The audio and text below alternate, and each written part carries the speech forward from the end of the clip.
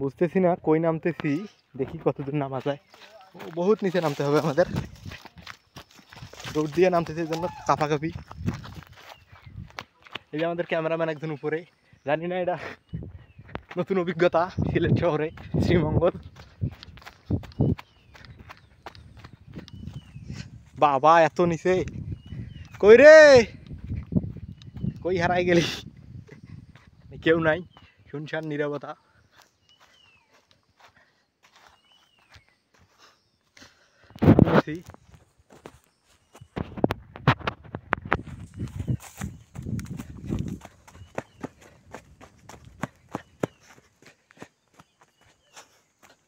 ও wow, অনেক কষ্ট করে খুঁজে পেলাম।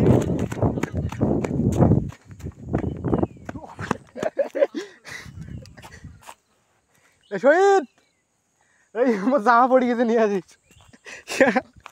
দৌড়ে সদনত গেঞ্জি খুলে গেছে, গামছা भी खुल गया है मेरा।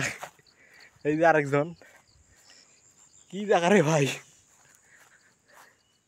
ওরে সর্বনাশ।